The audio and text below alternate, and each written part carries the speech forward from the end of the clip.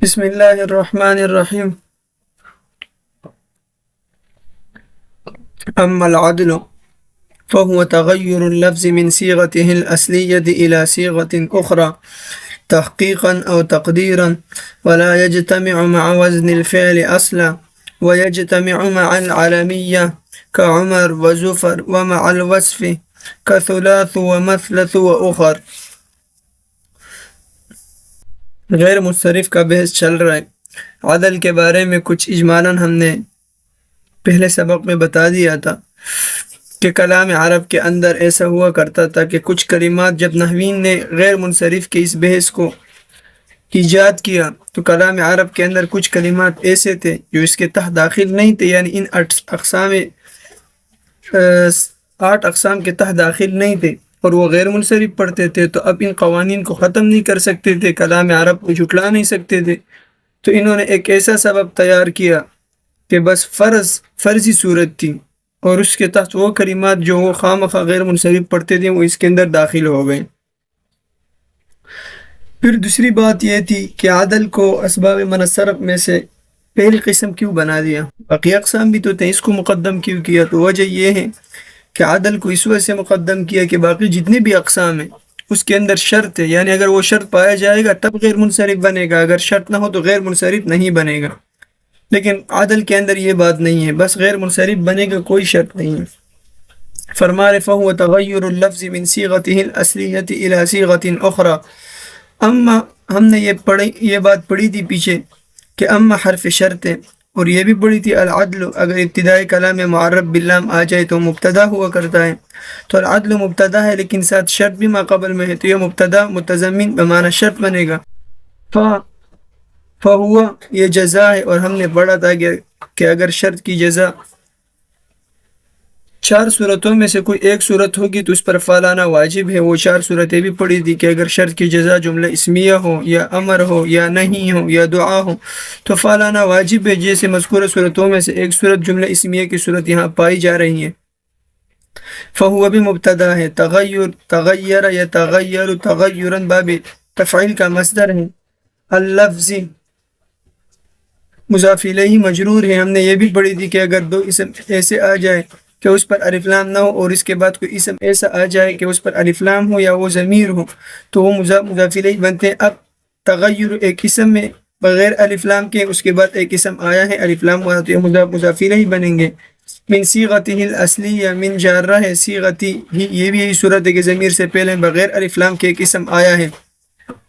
آگے الاصلیتی ضمیر کے بعد اگر معرب باللام آ جائے یا اس میں موصول آ جائے تو وہ بھی آپس میں موصوف صفت بنتے ہیں، تو من صیغتی مجرور ہے، من جار کی وجہ سے، الاصلیت اس کی صفت ہونے کی وجہ سے مجرور ہوگا، الی صیغۃ اخری یہ جار حرف جر کی وجہ سے ہے،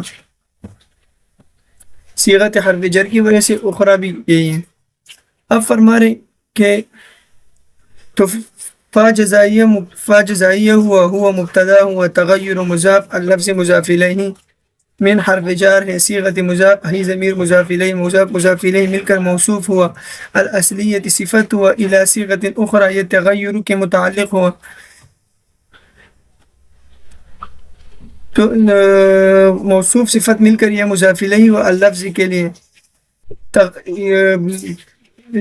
الی صیغۃ اخری یہ متعلق ہوا تغیر کے، اور صیغت الاصلیت یہ موصوف صفت مل کر مضاف الیہ ہوا، مجرور ہوا من حرف جار کے لیے، پھر جار مجرور مل کر یہ مضاف الیہ، پھر مضاف الیہ یہ تغیر کے متعلق ہوا، پھر تغیر یہ خبر بنے گا ہوا مبتدا کے لیے، مبتدا خبر مل کر جملہ اسمیہ خبریہ ہو کر جزائیہ ہوا، العدل کے لیے، العدل جزا شرط کے لیے جزا ہوا، شرط جزا مل کر جملہ شرطیہ ہوا۔ فرمانے عدل کی تعریف فہو تغیر اللفظ وہ لفظ کا تبدیل ہونا ہے، من صیغتہ الاصلیہ ایسے صیغے سے جو کہ اصلی ہوں، الی صیغۃ اخری دوسرے صیغے کی طرف، تو یہ عدل کی تعریف ہو گئی کہ لفظ اپنے اصلی صیغے سے نکل کر دوسرے صیغے میں چلا جائے تو وہ عدل کہلاتا ہے۔ پھر آگے تحقیقاً او تقدیراً عدل کی 2 اقسام کی طرف اشارہ ہے کہ عدل کی 2 قسمیں ہیں، ایک تحقیقی ہے اور ایک تقدیری ہے۔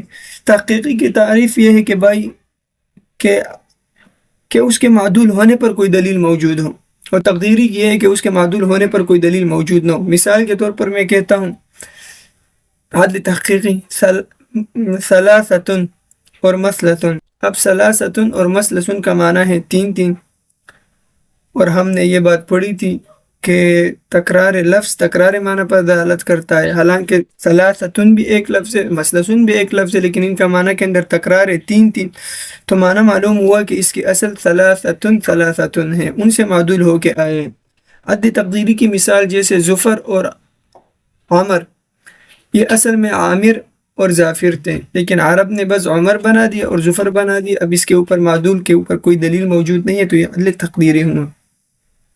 تحقیقاً اور تقدیراً کے اندر ترکیبی اعتبار سے تین احتمالات ہیں، یا تو یہ مفعول مطلق بنے گا، یعنی اس صورت میں مفعول مطلق بنے گا بس، اور دوسری صورت یہ ہے کہ یہ مضاف الیہ ہے، اس کا مضاف محذوف ہے، تیسری صورت یہ ہے کہ بھائی یہ صفت ہے موصوف محذوف کے لیے، یعنی یا تو حق تحقیقاً مفعول مطلق، یا تغیر تحقیقاً موصوف صفت، یا تغیر تحقیقاً یا تغیر تحقیق مضاف الیہ کی صورت۔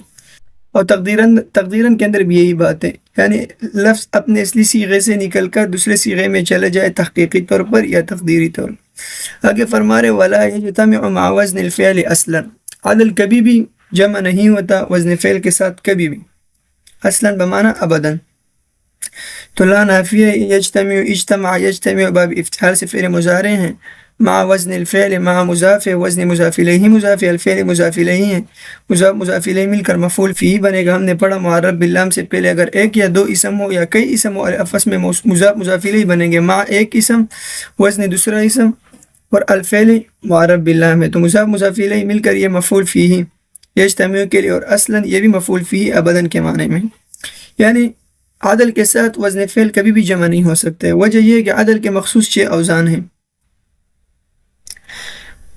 اور ان 6 اوزان کے اندر ہمیں فعل کا وزن نہیں ملتا۔ وہ 6 اوزان جیسے فعال، ثلاث جیسے کہ فعال، مثلث جیسے مفعل، عمر جیسے فعل، امس جیسے فعل، اور سحر جیسے فعال، اور قطامی جیسے فعال۔ اب ان 6 اوزان کے اندر کوئی وزن نہیں ہے فعل کا، تو لہذا فعل کے ساتھ کبھی بھی جمع نہیں ہو سکتا۔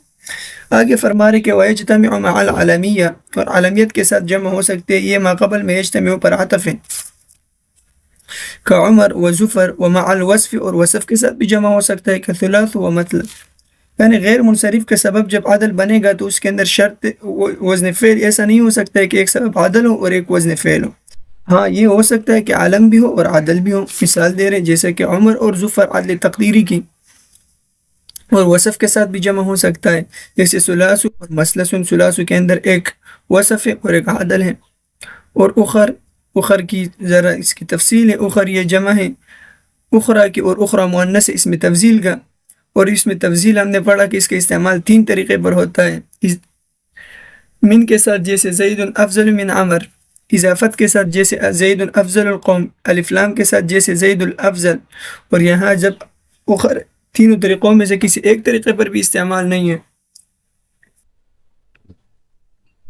تو یہ اس بات کی دلیل ہے کہ یہ اس میں تفضیل سے معدول ہو کے آیا ہے۔ تو فرما رہے ولا یجتمع مع وزن الفعل اصلا، اور عدل جمع نہیں ہوتا وزن فعل کے ساتھ کبھی بھی، ویجتمع مع العالمیہ، اور جمع ہوتا ہے عالمیت کے ساتھ، عمر و ظفر، ومع الوصف، وصف کے ساتھ بھی، کثلاث و مثلث و اخر۔ عمر ظفر عدل تقدیری کی مثال ہے، ثلاث و مثلث اور اخر یہ تینوں عدل تحقیقی کی مثالیں ہیں۔ آگے فرما رہے اما الوصف فلا يجتمع مع العالمیہ اصلا وشرطه ان يكون وصفا في اصل الوضع كأسود وارقم غير منصرف، وإن صار اسمين للحية لإسالتهما في الوصفية، وأربعة في مررت بنسبة 4 منصرف، مع أنه صفة وزن الفعل لعدم الإسالة في الوصفية۔ وصف کے متعلق یہ سمجھیے گا کہ وصف کے 2 اعتبار ہیں، یا تو وصف وہ تابع ہے جو ایسے معنی پر دلالت کرے جو مطبوع یا مطبوع کے متعلق کے اندر پایا جاتا ہے، جیسے جاءنی رجل عالم، اب ہم نے تعریف کی کہ وہ ایسا تابع ہے وصف جو ایسے معنی پر دلالت کرے جو مطبوع کے اندر ہو۔ اب رجل مطبوع ہے، عالم تابع ہے۔ اب رجل کے اندر علم کا معنی پایا جائے، اور دوسری یہ کی کہ تابع کے اندر تو نہ ہو لیکن اس تابع کے متعلق کے اندر ہو، جیسے رجل عالم ابوہ، رجل بذات خود عالم نہیں ہے بلکہ اس کے متعلق یعنی والد عالم ہے۔ دوسری حیثیت یہ ہے کہ بھائی عدل وہ ایسے ذات مبہمہ پر دلالت کرے جو اس کے اندر کسی نہ کسی وصف کا اعتبار ہو، جیسے احمر۔ اب احمر ذات مبہمہ پر دلالت کر رہے، ذات مبہمہ پر دلالت کر رہے، اور اس کے ساتھ ساتھ اس کے اندر صفت کا بھی اعتبار ہے، یعنی سرخی کے معنی پر دلالت کر رہے، تو معلوم ہوا کہ وصف کی دو قسمیں ہو گئیں۔ پھر آگے وہ وصف جو ذات مبہمہ پر دلالت کرے اسی کا اعتبار ہے غیر منصرف کے اندر۔ پھر اس کی مزید دو قسمیں ہیں، وصف اصلی اور وصف عارضی۔ وصف اصلی کا مطلب جس کی اصل وضع صفت کے لیے ہوئی ہوں، اگرچہ بعد میں وہ کسی اور چیز میں مستعمل ہوں لیکن اصل وضع صفت کے لیے ہوئے ہوں۔ اور دوسری قسم وصف عارضی، وصف عارضی اس کو کہتے ہیں کہ اس کی وہ اصل وضع تو صفت کے لیے نہ ہو لیکن بعد میں لوگوں نے اس کو وصف کے اندر استعمال کیا ہو۔ پہلے کی مثال جیسے احمر، اور دوسری کی مثال جیسے اربعہ، متن کے اندر مثال آ رہی ہے مررت بنسبۃ اربعہ۔ اب اربعہ صفت ہے نسبت کے لیے، لیکن یہاں اربعہ کی اصل وضع صفت کے لیے نہیں ہے بلکہ اصل وضع اس کی عادت کے لیے ہوئی ہیں۔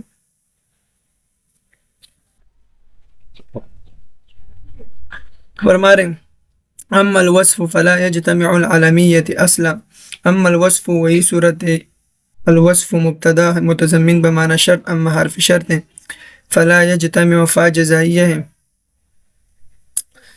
لا يجتمع فعل مضارع اجتماع یجتمع سے ہیں، مع العالمیت اصلا ما قبل والی ترکیب کی صورت ہے۔ تو فرما رہے کہ وصف عالمیت کے ساتھ بالکل جمع نہیں ہو سکتے۔ اس کی وجہ یہ ہے کہ عالم ذات معینہ پر دلالت کر رہے ہیں اور وصف ذات مبہمہ پر دلالت کر رہے ہیں۔ اب اور یہ دونوں ایک دوسرے کے یعنی وصف غیر معین چیز پر دلالت کرتا ہے اور یہ دونوں ایک دوسرے کے ضد ہیں، اور ہم نے پڑھا ہے کہ متضادین کا ایک جگہ جمع ہونا محال ہے، اور جو چیز محال کو مستلزم ہو وہ بھی محال ہوتا ہے۔ تو لہٰذا معلوم ہوا کہ عالمیت وصف کے ساتھ عالمیت بالکل جمع نہیں ہو سکتا۔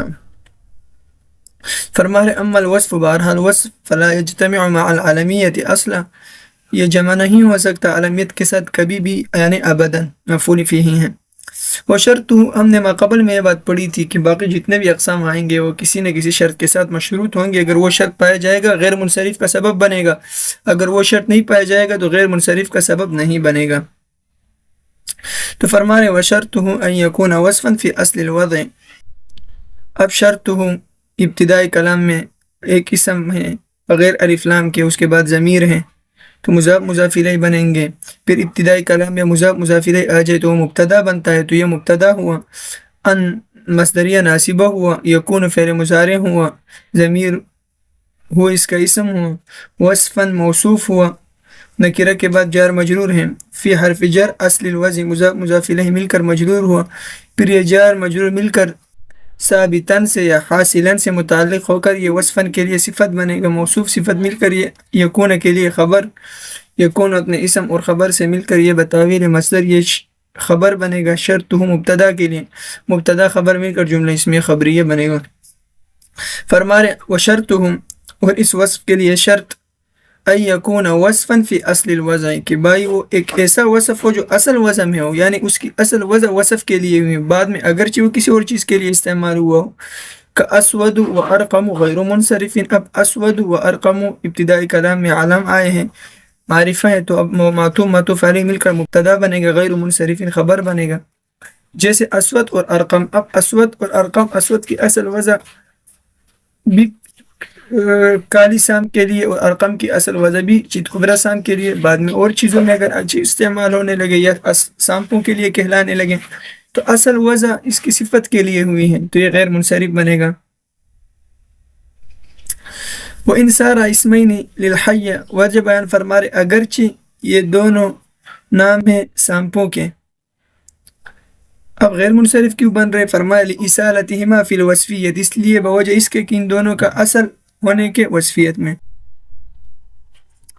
سارا فعل ناقص ان شرطیہ ہیں، سارا فعل ناقص ہیں، الف ضمیر اس کا اسم ہے، اسمینی یہ موصوف ہے، للحدیث کے لیے، للحدیث کے لیے صفت ہے، یہ سارتی ما فی الوصفیت یہ بھی متعلق ہے سارا کے، یہ پورے جملے ہو کر شرط ہے جزا مقدم کے لیے، یعنی فاسود و ارقب غیر منصرفین اس کے لیے۔ فرما رہے اگرچہ یہ دونوں ایسے اسم ہیں جس کو جو نام ہے سانپوں کے لیے، اب غیر منصرف اس لیے ہے کہ اصالتہما فی الوصفیہ ان دونوں کے اصل ہونے کے وصفیت میں۔ اب دوسری جو قسم ہم نے بیان کیے تھے کہ وصف عارضی ہو وہ غیر منصرف کا سبب نہیں بنے گا۔ اب دیکھو فی مررت بنسبۃ اربعین، اب بنسبۃ موصوف اربعین صفت، لیکن اس صفت کا اعتبار نہیں ہے کیونکہ اربع کی اصل وزن صفت کے لیے نہیں ہوئی ہے، وصف کے لیے نہیں، بلکہ اس کی اصل وزن 3 سے 4 سے 5 سے نیچے کے لیے، 4 سے نیچے کے لیے یعنی 4 کے لیے ہوئی ہے، نہ کہ 4 سے اوپر کے لیے۔ فرما رہے منصرفون، اب وجہ بیان کر رہے کہ اربع کے اندر اگرچہ 2 شرائط اس ترکیبی صورت میں موجود ہے، صفت بھی ہے اور وزن فعل بھی ہے ماقبل کی طرح، لیکن ہم اس کو نہیں بنائیں گے وجہ اسی کے کہ یہ اصل وجہ کے اعتبار سے نہیں ہے۔ فرما رہے ما انہ صفت وزن الفعل، وزن الفعل یہ معطف صفت پر، اور صفت یہ ان کی خبر ہے۔ فرما رہے ساتھ اس کے کہ یہ صفت ہے وزن فعل کے ساتھ، لیکن لعدم الاصالۃ فی الوصفیت، لیکن بوجہ نہ ہونے کے اصل وصفیت میں، یعنی اصل وجہ وصفیت کے لیے نہیں ہوئی۔ اگر فرما رہے اما التانیث بالتاء فشرطه ان يكون علما كطلحہ وكذلك المعنوی، اما التانیث وہی حرف شرط ہے، التانیث موصوف ہے، معرفہ کے بعد جار مجرور ہے، بالتاء یہ حاصل یہ ثابتن سے متعلق ہو کر صفت موصوف صفت مل کر مبتدا بنے گا، فا جزائیہ ہے، شرط ہو مبتدا ہے، ان یکون علما اسم اور خبر سے مل کر، یہ خبر مبتدا خبر مل کر جملہ اسمیہ خبریہ ہو کر یہ پھر جزا خبر بنے گا، شرط جزا مل کر جملہ اسمیہ خبریہ ہوا۔ فرمائے تانیث بالتاء اس کے لیے شرط یہ ہے کہ وہ علم ہو، تانیث انث یؤنث، تانیث باب تفعیل کا مصدر ہے، اس کا معنی ہے مؤنث ہونا، اور اصطلاح نحوین میں تانیث اس اسم کو کہا جاتا ہے جو ذات مؤنثہ پر دلالت کرے۔ تانیث کی پھر مزید آگے 4 قسمیں ہیں، اسم کے اندر تا ملفوظہ ہو جیسے طلحہ، تو تا مقدرہ ہو جیسے ارجن کہ اس کی اصل یعنی اس کی تصغیر اریزۃ آتی ہے، تو معلوم ہوا کہ یہاں پہ تا موجود ہے۔ الف ممدودہ ہو جیسے حمراء، الف مقصورہ ہو جیسے کہ حبلاء۔ اب یہ 4 قسمیں ہو گئیں، لیکن جو آخری 2 قسمیں ہیں الف مقصورہ الف ممدودہ، وہ ایک سبب 2 کے قائم مقام ہوں گے، یعنی اس کے اندر بس صرف تانیث کافی ہے، الف مقصورہ اور الف ممدودہ وہ غیر منصرف بنیں گے۔ باقی جو پہلی 2 قسم ہے یعنی تانیث لفظی اور تانیث معنوی، اس کے اندر تانیث لفظی تو قوی ہے بنسبت تانیث معنوی کے، اس کے لیے ایک شرط بنا دیا یعنی کہ وہ علم ہوں، اور جو دوسری قسم ہے تانیث معنوی اس کے لیے کچھ شرائط ہے جو پڑھیں گے۔ فرما رہے اما تانیث بالتاء، بہرحال تانیث بالتاء فشرط، پس اس کے لیے شرط یہ ہے کہ ان یکون علما کہ وہ علم ہو، کطلحۃ وکذلک المعنوی، اسی طرح معنوی کے لیے بھی شرط کیا ہے کہ وہ علم۔ لیکن پھر آگے معنوی ہم نے یہ بات پڑھی کہ معنوی کمزور ہوتا ہے اور اس کے لیے کچھ شرائط اور بھی ہونی چاہیے تاکہ وہ غیر منصرف کا سبب بنے۔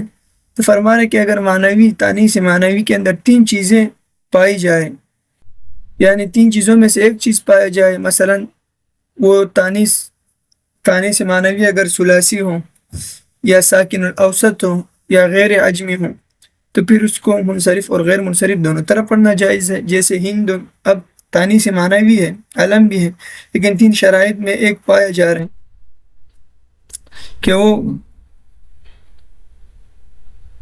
ثلاثی بھی ہیں، ساکن الاوسط بھی ہے اور غیر عجمی بھی ہے، شاید پورا پایا جا رہا ہے، تو معلوم ہوا کہ اس کو منصرف پڑھنا جائز ہے بوجہ اس کے کہ یہ خفیف ہے، اور غیر منصرف بھی پڑھ سکتے ہیں کہ دونوں اسباب پائے جا رہے ہیں، لیکن اگر یہ تینوں شرائط نہ ہوں، یعنی ثلاثی نہ ہوں یا ساکن الاوسط نہ ہو یا غیر عجمی ہو، تو پھر اور ساتھ عالم بھی ہو، تانیث معنوی ہو، تو اس کا غیر منصرف پڑھنا واجب ہے. جیسا کہ زینب تانیث معنوی ہے لیکن ثلاثی نہیں ہے، ساکن الاوسط نہیں ہے، غیر عجمی نہیں ہے بلکہ عجمی ہے. اچھا، اسی طرح سقر یہ تین حرفی ہے لیکن ساکن الاوسط نہیں ہے. اسی طرح ما وجود، اس کے ما ہن، اس کے اندر اگر دیکھا جائے یہ دو شہروں کے نام ہیں، غیر عجمی ہیں، تو لہٰذا معلوم ہوا کہ تانیث بالتا کے اندر اگر تین شرائط میں سے کوئی شرط پایا جائے تو غیر منصرف ہوگا، اگر نہیں تین شرائط پایا جائے تو غیر منصرف کا سبب بنے گا. منصرف اور غیر منصرف دونوں طرح پڑھ سکو گے، اگر نہیں تو نہیں پڑھو گے. فرما رہے ثم المعنوی مبتدا ہے ان حرف شرط ہے، ثم حرف عطف ہے، المعنوی مبتدا ہے ان حرف شرط ہے، کان فعل ناقص سے ضمیر اس کا اسم ہے. ثلاثیا یہ موصوف ہے، ساکن الاوسطی یہ صفت اول ہے، غیر عجمی صفت ثانی ہے. موصوف اپنے دونوں صفات سے مل کر یہ کانا کی خبر، کانا اپنے اسم اور خبر سے مل کر یہ شرط ہوا. پھر یجوز صرفہ و ترکہ لأجل الخفت ووجود السببین. یجوز فعل ہیں، صرفہ و ترکہ دونوں مضاف الیہ مل کر معطوف، معطوف علیہ مل کر فاعل بنے گا. لام حرف جر، اجل الخفت، لام اجل مضاف، الخفت مضاف الیہ ہے، مضاف الیہ مل کر معطوف علیہ ہے. ووجود السببین معطوف ہے، معطوف معطوف علیہ مل کر مجرور ہے، جار مجرور یجوز کے متعلق ہے. یجوز فعل اپنے فاعل اور متعلق سے مل کر یہ جزا بنے گا ان کانا کے شرط کے لیے، شرط جزا مل کر یہ خبر بنے گا معنویوں کے لیے. فرمارے پھر معنوی کے لیے شرط یہ ہے کہ ان کانا ثلاثی یعنی کہ وہ ثلاثی ہوں. دوسری شرط ساکن الاوسط ہوں، غیر عجمی ہوں. تو اگر یہ شرائط تینوں پائے گئے تو یجوز صرف ہو، اس کا منصرف پڑھنا بھی جائز ہے. وہ ترکو منصرف تو اس وجہ سے کیوں، لأجل الخفت، عالم کے باوجود اس کے اندر خفت کے سبب سے، وجود سببین اور ساتھ اس کے اندر دونوں سبب کے پائے جانے کے، کہند جیسے کہ لفظ ہند.